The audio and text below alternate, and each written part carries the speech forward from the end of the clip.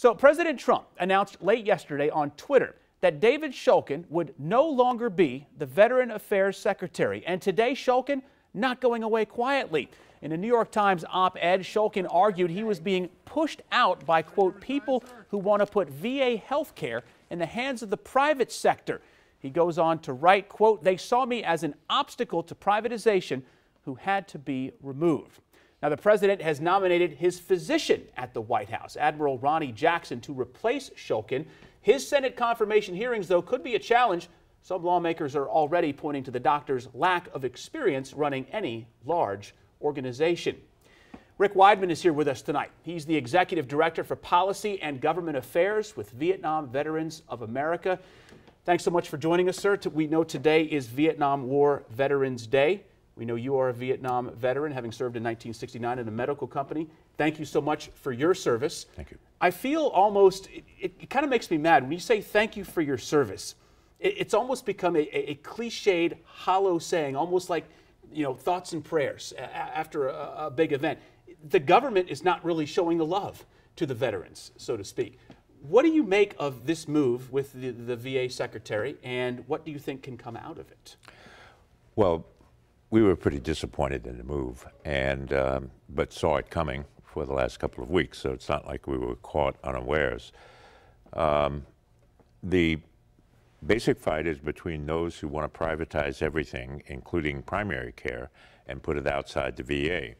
This is not new. It's funded by the Cook brothers, by the way, and driven by an organization called Concerned Veterans for America.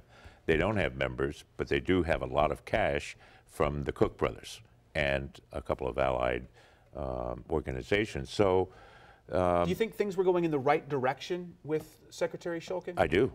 I do. Before all the noise, if you will, at the top prevented moving forward.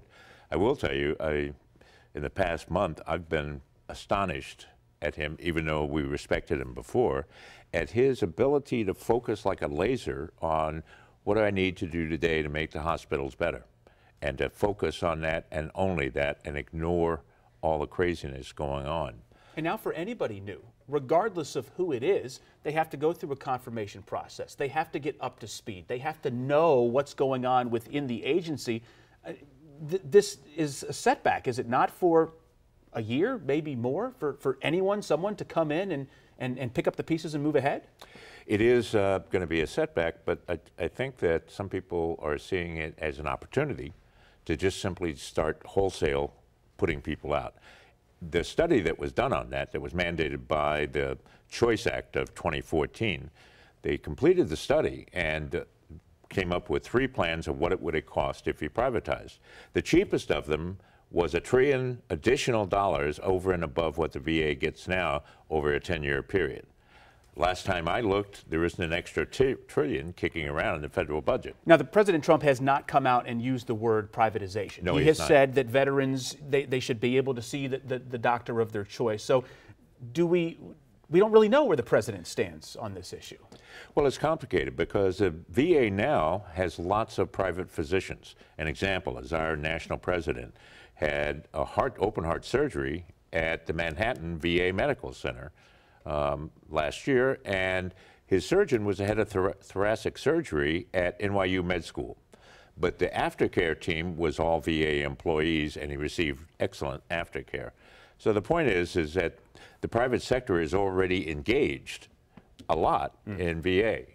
The idea that there's all this organizational capacity in the private medical sector that will be instantly ready to engage just simply is not true, number one. And number two, the private sector delivery of health care is more and more tenuous, and some of them are looking at the VA as a source of money as opposed to a place to serve. Before we wrap up just real quick, your thoughts on Admiral Jackson.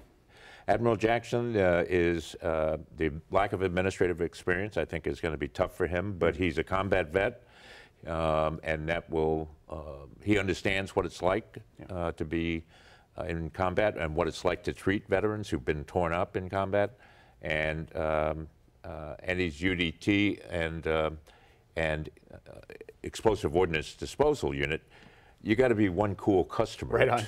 Yeah. We're gonna have to leave it right there. Rick Weidman with the Vietnam Veterans of America. Appreciate your time. Thanks for coming in, and thank you for your service. Thank you. Okay.